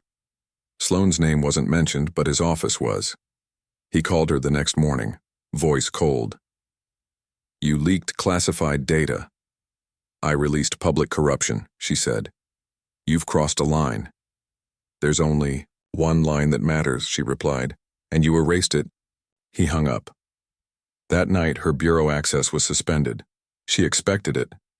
What she didn't expect was the call from an unknown number 2 hours later. A woman's voice. "You don't know me. I used to work for Red Bridge. I have files you'll want to see." The caller gave an address, an abandoned office park outside Baltimore, and hung up. Megan hesitated only a moment before leaving. The drive was long, the highway nearly empty, moonlight flashing across her windshield. When she arrived, the lot was silent except for the hum of a lone streetlight. A figure stepped from the shadows, a woman in her 40s, holding a folder. "Name's Lila Porter," she said. "Systems engineer. I kept backups before they shut us down." "What's in there?" Megan asked. "Contracts. Emails. Proof that Red Bridge was never dissolved, just merged. Sloane signed off on the merger himself." Megan took the folder carefully. "Why give this to me?" Porter looked away. "Because I watched what they did to you, and because they tried to do the same to me." Before Megan could respond, the woman disappeared back into the darkness, leaving only the folder behind. By dawn, Megan had scanned every page. The signatures were there, Sloane's, others from the procurement office, even the date of approval. She sent copies to Evan and to the Inspector General with a note. "Independent source confirms Bureau complicity." 2 days later, the Bureau erupted. Sloane was placed on immediate administrative leave pending investigation. News outlets ran his photo beside the headline, "Federal Oversight Chief, accused of evidence suppression." The irony wasn't lost on anyone. When she returned her badge the following morning, the clerk behind the counter looked at her with quiet awe. "You really don't stop, do you?" he said. "Stopping's what they count on," she replied. The inquiry that followed stripped Sloane of his title and exposed a network of revolving door contracts between enforcement agencies and private vendors. Congress ordered a new transparency mandate for federal procurement. It wasn't perfection, but it was progress. Months later, Megan walked out of the Bureau for the last time. She declined reassignment, choosing to teach instead guest lectures at universities, workshops for young agents about ethics and resistance. She talked about policy, but always returned to one point. Power without conscience corrodes from within. Jordan attended one of her lectures, sitting quietly in the back. Afterward, he said, "You sound lighter when you teach." "I guess truth weighs less when it's shared," she said. They spent that weekend together by the river near their old neighborhood, the water bright under spring light. The world kept moving, sirens in the distance, voices echoing from the park, but for once it didn't feel like noise. It felt alive. He asked her what came next. She looked across the water, thinking, "Maybe I'll write it down, all of it, so people remember." He smiled. "You think they'll believe it?" "They don't have to," she said. "They just have to read." The breeze lifted, scattering leaves across the path. She watched them spin, weightless for a moment before settling again. That was how truth moved, drifting, landing, taking root somewhere new. When they left, the sun was low, casting long shadows behind them. The fight was over, but its echo remained, not bitterness, not fear, just the quiet certainty that one voice, steady and unyielding, could make an empire of silence tremble. The months after Sloane's downfall unfolded with the slow rhythm of recovery. The headlines still came, but softer now, like echoes fading down a long hallway. Megan Caldwell had become the kind of name people used in sentences about courage and reform, though she never felt like either. Every article painted her as the woman who took on an entire system and won, but she knew victory was never clean. It left stains even truth couldn't wash out. The Bureau called it reform. She called it repair. Small fixes on a machine still, designed to run the same way. By summer, Congress summoned her again, not as an accused, not as a whistleblower, but as an expert witness. The hearing would finalize the Accountability and Data Integrity Act, the legislation that had been nicknamed after her without her permission. She hated the name but understood the symbolism. When the government names something after you, it's not gratitude, it's a way of closing the file. But she went anyway. The morning of the hearing, she woke before sunrise, sitting at her kitchen table with a single cup of coffee, staring at the folder of notes she wouldn't use. Outside, birds sang against a sky just starting to lighten. Jordan had come home for the weekend and was still asleep down the hall. She watched the light slide across the counter, remembered the first morning after his arrest, the cold silence, the fear that still clung to her skin. So much had changed, and yet the feeling of vigilance never left. She didn't expect it to. It had become part of her heartbeat. When she reached Capitol Hill, the air buzzed with the hum of cameras and voices. Staffers moved like clockwork through marble corridors, carrying binders and coffee cups. Inside the hearing room, senators sat behind polished desks, papers neatly stacked, microphones blinking red. She took her seat at the witness table. Evan was behind her, silent support in a crowded room. The chairman, a gray-haired senator from Illinois, leaned forward. "Agent Caldwell, thank you for joining us. We'd like to hear in your own words what this legislation means for the future of law enforcement transparency." She glanced at the cameras, at the expectant faces, and spoke evenly. "It means nothing if it becomes another policy written in ink and ignored in practice. Data systems can change, procedures can change, but if the culture of protection doesn't, we'll be back here again in 10 years. A murmur moved through the room. She continued. "The goal isn't to punish departments, it's to prevent them from needing punishment. Accountability shouldn't be an event. It should be maintenance. And that requires integrity, not fear." The senator nodded slowly. "Would you say your experience shows the system can correct itself?" She paused. "The system doesn't correct itself, people inside it do, and they only do when they're given permission to care more about truth than comfort." He looked at her for a moment longer, then said, "Spoken like someone who's lived it." The rest of the hearing was procedural testimonies, policy debates, questions from representatives more interested in sound bites than substance. But when it ended, something small but undeniable shifted. The bill passed unanimously out of committee that afternoon. For the first time in years, Megan felt a hint of closure, not triumph, but completion. Outside, the summer heat pressed down, heavy. She walked past a wall of reporters, microphones rising like a tide. "Agent Caldwell, what's next for you?" Someone called. She stopped, turned slightly, and answered just loud enough for them to hear. "Living." Then she kept walking. That night she returned home to find Jordan sitting on the back steps with a half-empty glass of lemonade, the cicadas singing their endless song. "I watched the hearing," he said when she sat beside him. "You sounded different." "How so?" she asked. "Not angry. Just done." She smiled faintly. "Maybe I am." He looked up at the sky. "They're calling it the Caldwell Act, you know. You okay with that?" "Not really," she said. "Names fade, results don't."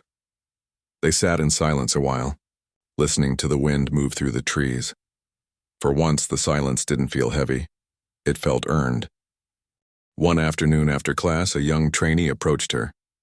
"Agent Caldwell, I wanted to say, my brother was stopped once for no reason. I didn't know what to do back then. Your story, it helped me understand." Megan smiled. Then it mattered. When the student left, she stood in the empty classroom for a moment, listening to the echo of footsteps fade down the hall. Maybe that was how justice really worked, not in headlines or trials, but in quiet rooms where understanding replaced fear. That night, she had dinner with Evan for the first time in months. They met at a small Italian restaurant near the river, the same one where they'd celebrated Hale's conviction. This time, there were no files, no stress, just two people sharing quiet exhaustion. "You ever think about leaving all this behind?" he asked. "Every day," she said. "And every day I remember I'm not built for silence." He laughed. "You're built for wars most people can't see." She looked out at the water glimmering through the window. Wars aren't won. They just end when someone refuses to keep fighting wrong. After dinner, they walked along the riverbank. The city lights shimmered across the water like broken glass. Evan stopped. "You know," he said, "your son's lucky. He got to see you fight and win." Megan shook her head. "He saw me fight. Winning's relative." "Still," he said, "he learned that truth can be louder than fear. That's something." She smiled softly. "Maybe that's enough." A week later, the Accountability and Data Integrity Act was signed into law. It was a small ceremony held without fanfare. Megan wasn't invited, and she preferred it that way. She watched the coverage quietly from her living room, the television glow soft against the walls. When the pen touched paper, she felt nothing. Dramatic, just a gentle easing in her chest, like an old wound finally deciding to heal. Jordan was packing for his next semester. He stopped when he saw her watching. "It's official?" "It is." He grinned. "So, does that mean you can relax now?" She laughed quietly. "I don't think I know how." He came over, hugged her, and said, "Then maybe I'll teach you." For a moment, she let the hug linger longer than usual.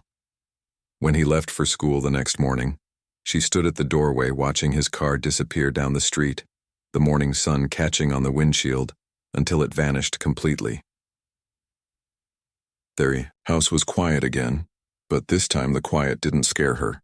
It was the sound of life going forward.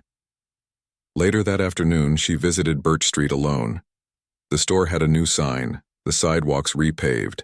The old lamppost still leaned slightly, the same one that had cast its light over that night years ago. She stood there a while, breathing in the memory, the red and blue lights, the fear, the voice that had told her to step back, and then she exhaled, releasing it all like dust from an old room. As she turned to leave, a police cruiser rolled slowly past. The officer inside, a young woman, nodded politely. The body camera on her chest blinked green. Megan nodded back, then walked to her car. The world hadn't changed completely, but parts of it had learned to look at itself differently. That was enough. That evening, she sat on her porch with a notebook in her lap. For the first time, she began writing everything, down not as a report, not for evidence, but as a story. The pen moved slowly, steady as her breath. She wrote about the boy who kept calm when two officers cornered him, about the mother who refused to be silent, about the city that learned what integrity costs. When the sun dipped below the horizon, she stopped, looked at what she'd written, and smiled faintly. The words weren't elegant, but they were honest. Inside, her phone buzzed. A message from Evan. "You did it." She typed back, "We all did." Then she turned the phone face down and let the silence fill the room again. Outside, the wind stirred through the sycamores, carrying the scent of summer rain. Somewhere far off, a siren rose and fell, fading into distance. She listened without flinching. For once, it didn't sound like danger. It sounded like a world still in motion, imperfect, noisy, but alive.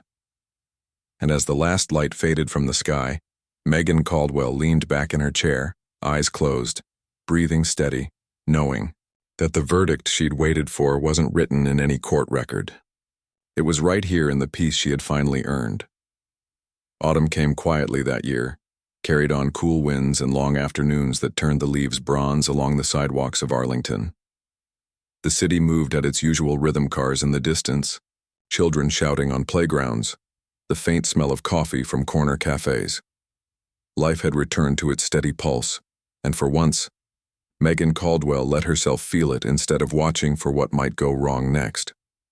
Her home looked the same, as it always had, neat, deliberate, warm, but the silence inside had changed. It no longer felt like defense. It felt like peace earned through exhaustion.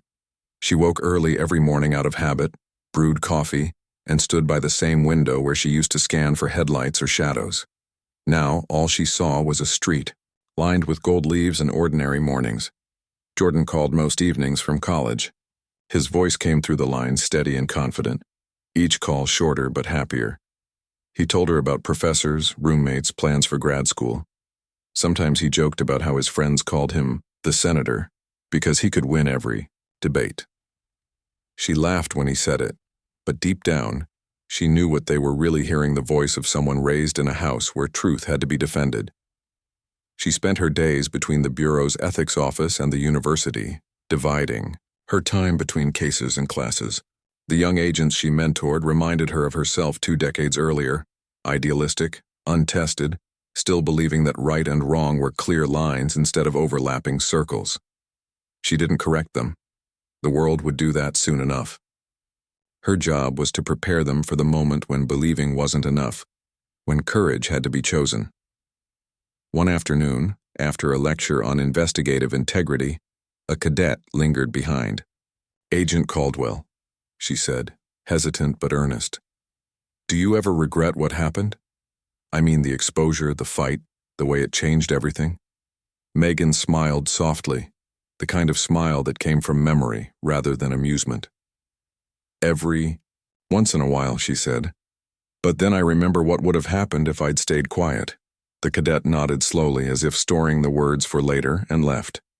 Megan stood there for a long moment, alone in the empty room, the faint hum of fluorescent lights echoing above her. That night, she drove home through light rain, the kind that made the city lights smear across the windshield like watercolors. At a red light, she looked to her left and saw a police cruiser idling beside her. The officer inside, a young man, barely 30, glanced over, recognized her, and gave a brief nod. His body camera blinked green. She nodded back. The light turned, and they both drove on. When she got home, she found a letter in the mailbox with a government seal she didn't recognize. Inside was a short note from the Attorney General's office. "The Caldwell Reform Initiative has been implemented nationwide. Independent audit divisions established. Thank you for your service." She set the letter on the table and looked at it for a long while. It wasn't gratitude she felt, it was closure, proof that words on paper could become something tangible, something that outlasted outrage. She didn't frame the letter. She folded it once and placed it inside a drawer, between her badge and the small silver compass her father had given her before she joined the Bureau. He'd told her then, "A compass doesn't give directions. It reminds you which way you're facing." She thought about that a lot now. Weeks later, Jordan came home for Thanksgiving. The air was crisp, the trees nearly bare, the streets littered with dry leaves that crunched beneath their shoes. He looked older somehow, taller, broader, his eyes clearer. He carried the confidence of someone who'd found his own center. Over dinner? They laughed about things neither of them would have found funny 2 years earlier. The news anchors who once camped outside their house, the talk shows that used her name for ratings. "You know, you've officially become a question on my ethics exam," he said, grinning. "Which federal agent exposed a national data corruption network?" "Everyone gets it right." Megan rolled her eyes. "I'll send a thank you card to whoever wrote the question." After dinner, they sat on the porch wrapped in blankets, watching the sky fade to indigo. "You ever think about retiring?" Jordan asked quietly. "Sometimes," she said. "Then I remember retirement's just a word people use when they're tired of being useful." He smiled. "You're not tired?" "Exhausted," she admitted, "but not done." They sat in silence a while longer, the night alive with the sound of wind moving through the bare trees. Somewhere a siren wailed, faint and distant. It faded quickly. That winter, she began writing more long essays, reflections, pieces for academic journals. She didn't write to defend herself anymore. She wrote to remind others that justice wasn't an abstract idea. It was a discipline like breathing. One of her papers was published in a national journal under the title The Ethics of Exposure. Students quoted it in research projects. Journalists referenced it in op-eds. She received letters from small-town officers and city attorneys thanking her for making them rethink their roles. She replied to everyone, her handwriting small and neat, each letter signed the same way. Keep your conscience louder than your orders. By spring, the house felt lighter. Jordan graduated early, accepted a fellowship in public policy, and called her that night from a crowded celebration. "Mom," he said over the noise, "you're gonna have to get used to people introducing me as the son of Megan Caldwell." She laughed. "As long as you make the name mean something better." "You already did that," he said, and hung up before she could answer. The days grew longer, the air warmer. She started walking every evening, following the same route through the neighborhood.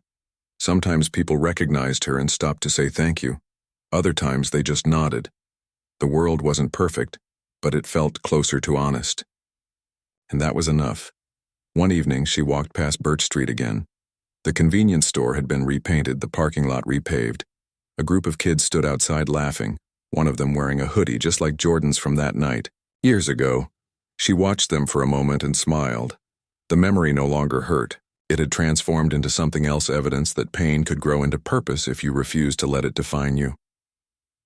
When she got home, she poured herself a cup of tea and sat by the window as dusk settled in. The wind carried the faint scent of rain and earth. She closed her eyes, listening. For once she heard nothing urgent behind the quiet. No danger, no dread. Just stillness. She thought of everything that had happened. The streetlights, the cuffs, the cameras, the trials, the people who believed and the ones who didn't. Every face blurred into one long truth: justice was never about winning. It was about refusing to surrender your voice to silence. Later that night, she opened the drawer where she'd kept the letter and the compass. She ran her thumb over the metal surface, cool and smooth. The needle quivered slightly, then steadied. North was still north. The world still turned. She placed it back carefully, turned off the light, and went to bed. Sleep came easily for the first time in years. In the morning, sunlight filled the kitchen. She stood by the window again, coffee in hand, watching a police cruiser roll slowly past. The officer waved. She waved back. The small gesture carried. No ceremony, no tension, just acknowledgement. Change didn't always announce itself. Sometimes it simply passed by and kept going.